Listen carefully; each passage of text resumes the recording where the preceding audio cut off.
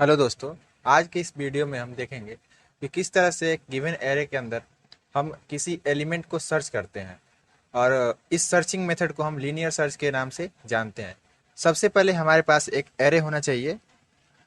Array आप किसी भी लेंथ का ले सकते हैं। जैसे मैंने यहाँ पर एरे का लेंथ 5 लिया हुआ है, तो इसका इंडेक्सिंग मैं जब करूँगा तो ये 0 से लेकर के 4 तक जाएगा। तो 2, 3 एंड 4, ये चार तक गया, क्योंकि किसी एरे की इंडेक्सिंग जो भी एरे हो उसका इंडेक्सिंग 0 से शुरू होता है।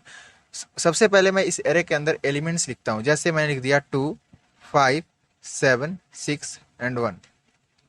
अब अगर मुझे इस एरे के अंदर कोई एक की एलिमेंट, यानी की एलिमेंट मैं उसे बोलूंगा, या टारगेट एलिमेंट भी आप बोल सकते हैं, जिस एलिमेंट को हमें सर्च करना है उसे हम की या टारगेट कह सकते हैं। तो जैसे हमने यहाँ पर लिख लिया की equal to target equal to, जैसे मुझे 6 यहाँ पर सर्च करना है इस एरे के अंदर, तो सबसे पहले मैं क्या करूँगा कि इस एरे के अंदर जितने भी सारे एलिमेंट्स है उस सारे एलिमेंट्स को मैं बारी बारी से इस की यानी टारगेट एलिमेंट से कंपेयर करके देखूंगा। जहां पर भी ये टारगेट एलिमेंट एरे के किसी भी इंडेक्स के एलिमेंट के साथ कंपेयर होकर के इक्वल आ जाए, तो हम लोग ये मान लेंगे कि हमारे एरे के अंदर वो एलिमेंट यानी वो की एलिमेंट एग्जिस्ट करता है।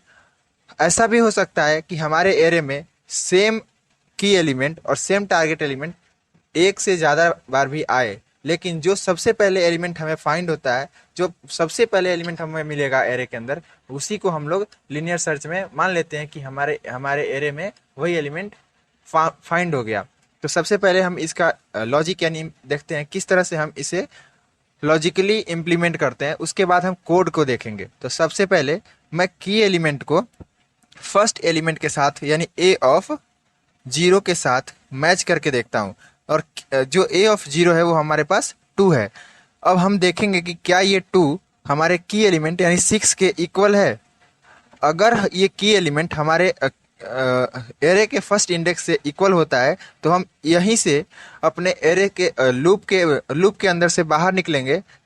वहाँ पे हम ब्रेक स्टेटमेंट लगा करके वहाँ से बाहर निकल जाएंगे, और हम लोग ऐसा लूप से बाहर आके प्रिंट करवाएंगे कि हमारे एरे के अंदर की एलिमेंट यानी 6 एग्जिस्ट करता है। तो सबसे पहले हम देखते हैं कि 6 2 के इक्वल है।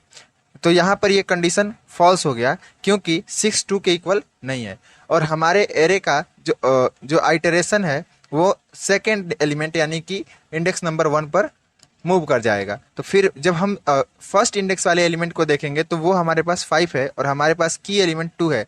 ये 6 है। यहाँ पर भी आप की एलिमेंट देख सकते हैं कि हमने 6 लिखा हुआ है। 5 जो एलिमेंट है वो इंडेक्स नंबर 1 पर है, और की जो हमारे पास है जो कि यूजर इनपुट करता है उससे मैच करवा के देखेंगे तो 5 और 6 इक्वल नहीं है। तो ये भी हमारा फॉल्स हो गया, और हमारा आइटरेशन जो है वो अब सेकेंड इंडेक्स यानी एलिमेंट जो कि 7 है वहां पे पहुंच गया। अब फिर से हम 7 को 6 के साथ कंपेयर करके देखते हैं। 7 और 6 इक्वल नहीं है, तो ये भी हमारा गलत हो गया, और हमारा लूप जो है आइटरेट करके नेक्स्ट पोजीशन यानी कि इंडेक्स नंबर 3 पर चला गया। अब इंडेक्स नंबर 3 में जो एलिमेंट है जो कि 6 है वो हमारा की एलिमेंट 6 से मैच करता है, और यहीं से हमारे लूप के अंदर जो ब्रेक स्टेटमेंट है वो चल जाएगा, और हम लूप के बाहर आ जाएंगे। लूप के बाहर आने के बाद हम ऐसा प्रिंट करवा लेंगे प्रिंटफ फंक्शन की मदद से कि हमारे एरे के अंदर ये एलिमेंट जो टारगेट एलिमेंट है एरे के अंदर यहाँ पर टारगेट एलिमेंट एग्जिस्ट का मैसेज हम प्रिंट करवा सकते हैं। अगर आप चाहते हैं कि हमारे एरे में जो एलिमेंट है वो जो टारगेट एलिमेंट है वो किस इंडेक्स पर मौजूद है उसे प्रिंट करवा लें, तो उसे प्रिंट करवाने के लिए हम अपने फॉर लूप के आइटरेशन वाले वेरिएबल यानी आई वेरिएबल में जो एलिमेंट है उसे प्रिंट करवाते हैं, क्योंकि हम जो है उसी आइटरेटिव इंडेक्स के बाद ब्रेक लगा चुके हैं। जैसे कि अगर हमारे लूप के अंदर ए ऑफ आई यानी ए ऑफ 3 पर हमें 6 फाउंड हुआ है, तो इस ए ऑफ आई के जस्ट बाद ही ब्रेक चला होगा, तो हमारे आई के अंदर अभी भी 3 ही प्रेजेंट होगा। तो हम अगर प्रिंट करवाते हैं कि ए ऑफ आई का इंडेक्स सॉरी एलिमेंट जो कि ए ऑफ 3 होगा, तो हमारा एरे जो सॉरी एलिमेंट प्रिंट होकर के आएगा वो 6 आएगा, जो कि इंडेक्स नंबर 3 पे है। यानी हम आई को प्रिंट करवाएंगे तो हमें इंडेक्स भी मिल जाएगा, और ए ऑफ आई को प्रिंट करवाएंगे तो वो एलिमेंट भी मिल जाएगा। तो इस तरह से हम अपने लॉजिक को इम्प्लीमेंट करके देख सकते हैं कि किस तरह से हमने एरे के अंदर से टारगेट एलिमेंट को फाइंड किया। अब इसे हम कोड में कैसे इम्प्लीमेंट करते हैं उसे देखने के लिए हम कंप्यूटर स्क्रीन पे चलते हैं। दोस्तों, सबसे पहले हम अपने VS कोड के अंदर एक फाइल बनाएंगे। जो फाइल मैं अभी बना रहा हूँ, जिसका नाम मैं रखूँगा लीनियर सर्च। आप अपने फाइल का नाम आप अपने सुविधा के हिसाब से कुछ भी रख सकते हैं, जो कि आपको याद रहे, ताकि आप उसे फ्यूचर में यूज़ कर लें। अब हम इसमें अपने कोड को इम्प्लीमेंट करते हैं, अपने लॉजिक को कोड के साथ इम्प्लीमेंट करके देखते हैं और एलिमेंट को फाइंड करने की कोशिश करते हैं। सबसे पहले हम अपने कोडिंग में प्री प्रोसेसर डायरेक्टिव और हेडर फाइल का यूज़ करते हैं। यहाँ पर मैंने लिखा studio.h। उसके बाद मैंने एक इंट मेन फंक्शन बनाया और उसके अंदर मैंने एक एरे डिक्लेयर कर लिया, जो कि इंटीजर टाइप का एरे है, और इसके अंदर मैंने 2, 5, 6, 7 एंड मान लो कि हमारे पास एक 8 एलिमेंट है। इस तरह से हमने यहाँ पर एक एरे डिक्लेयर किया और उसके साथ साथ उसे इनिशियलाइज भी किया। अब हम इसके अंदर एक इंट काउंट नाम का वेरिएबल बना लेते हैं, जिससे हम ये पता करेंगे कि हमारे एरे के अंदर ये एलिमेंट एग्जिस्ट करता है या नहीं करता है। अगर ये एलिमेंट जो है काउंट जो वेरिएबल है, अगर वो 0 से बड़ा हो जाए तो हम मान लेंगे कि हमारे एरे के अंदर वो एलिमेंट एग्जिस्ट करता है। देखते हैं ये काउंट वेरिएबल हम कहाँ और किस तरह से यूज करेंगे। उसके बाद मैं यूज़र को एक मैसेज दूंगा कि आप एक की वेरिएबल यानी की वैल्यू इंटर करें, की वैल्यू, सो दैट कि यूज़र एक की वैल्यू को एंटर करे और उसे हम अपने एरे के अंदर सर्च कर सकें। तो यहाँ पर मैंने %d फॉर्मेट स्पेसिफायर के साथ एक वेरिएबल यानी कि की वेरिएबल को यहाँ पर एंटर करवाया। हमारे पास ये रेड कलर से इसलिए आ रहा है क्योंकि हमने की वेरिएबल को डिक्लेयर नहीं किया हुआ है। अब हमारे पास ये एरर नहीं आएगा। अब हम इसके आगे चलते हैं। जैसे ही हम इतना कर लिए तो हम यूज़र के थ्रू एक इनपुट लेने के लिए रेडी हो चुके हैं। अब हम फॉर लूप का यूज़ करते हैं और फॉर लूप के अंदर एक आइटरेटिव वेरिएबल आई डिक्लेयर करके उसे इनिशियलाइज करते हैं 0 से, और आई को हम एरे के साइज से जो साइज है उसके एक पोजीशन पीछे तक चलाते हैं, क्योंकि हमारा जो एरे है वो 0 इंडेक्स से शुरू होता है। तो हम अभी हम स्टार्टिंग में है, तो हम अपने एरे को काउंट करके भी देख सकते हैं। जैसे हमारे पास एक एलिमेंट 2 है, 5 है, 6 और 7 और 8 है, तो हमारे पास टोटल 5 एलिमेंट है। तो हम 4 तक ही जाएंगे, क्योंकि 0 से शुरू होकर के हमारा इंडेक्स जो है 4 पे जाके ख़त्म हो जाएगा। उसके बाद हम यहाँ पे जाएं, आई को प्लस कर लेंगे, थोड़ा हम इसको जूम इन कर लेते हैं। हाँ, अब हो गया।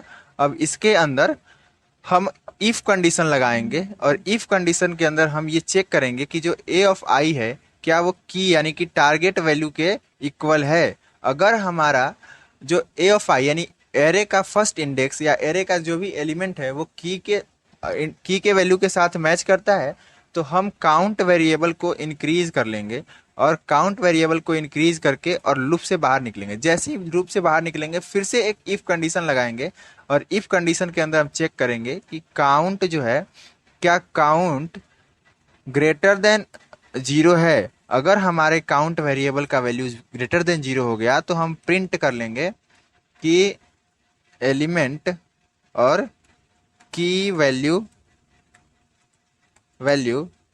Exist in the array. और अब हमारा प्रोग्राम कंप्लीट हो चुका है और हम यहाँ से इसको रन करवा के अपने आउटपुट को चेक करेंगे। तो सबसे पहले मैं अपने प्रोग्राम को रन करवाता हूँ। रन करवाने के बाद हमारे प्रोग्राम से एक हमें मैसेज आएगा, जो मैसेज ये है कि इंटर अ की वैल्यू। अगर मैंने की वैल्यू 5 एंटर किया तो हमारा जो आउटपुट है वो आया की value exist in the array. तो हमारे पास ये मैसेज आ गया कि हमारे एरे में ये की वैल्यू एग्जिस्ट करता है, यानी लीनियर सर्च हमारा कंप्लीट हो गया।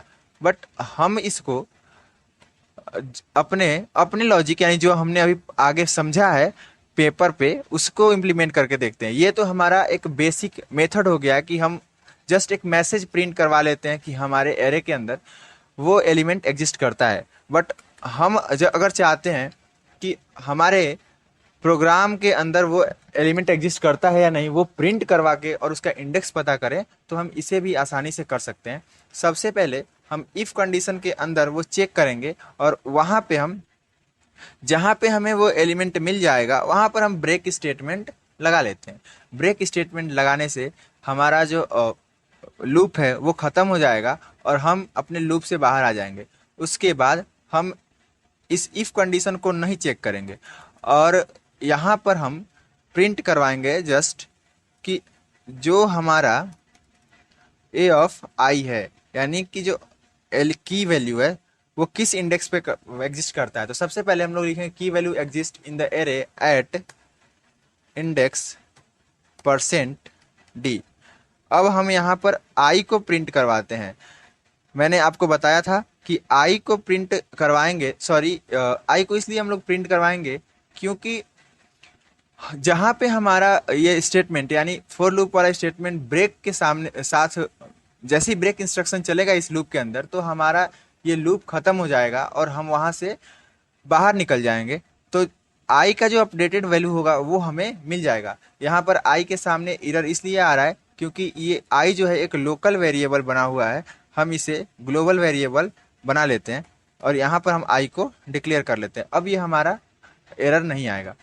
उसके बाद हम इस आई को प्रिंट करवा के देखते हैं किस इंडेक्स पर हमारा वैल्यू आ रहा है। तो सबसे पहले हम अपने प्रोग्राम को रन करेंगे, फिर से हमारे पास वो प्रॉम्प्ट आएगा।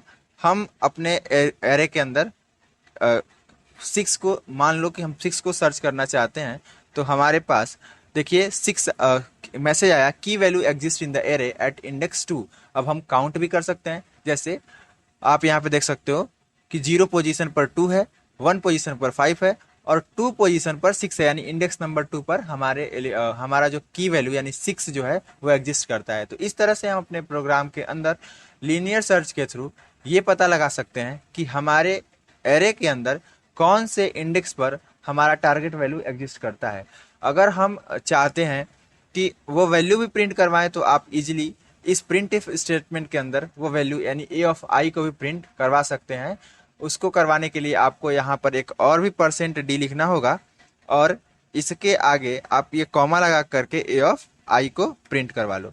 अब फिर से मैं अगर प्रोग्राम को रन करके दिखाऊं आपको, तो एक बार मैं टर्मिनल को क्लियर कर लेता हूँ, फिर से प्रोग्राम को रन करता हूँ और इस बार हम अगर 6 को फिर से प्रिंट करवाएं तो देखो आप इंडेक्स नंबर 2 तो मिला ही, साथ ही साथ वो एलिमेंट यानी 6 भी हमें यहाँ पर मिल गया। तो इस तरह से हम अपने लीनियर सर्च के थ्रू एलिमेंट के इंडेक्स, एलिमेंट का वैल्यू फाइंड और हम मैसेज भी प्रिंट करवा सकते हैं और साथ ही साथ इंडेक्स या वैल्यू भी प्रिंट करवा सकते हैं।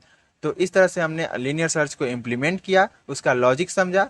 आगे के वीडियो में हम और भी एरे से रिलेटेड क्वेश्चन को देखेंगे। तब तक के लिए बाय, थैंक यू।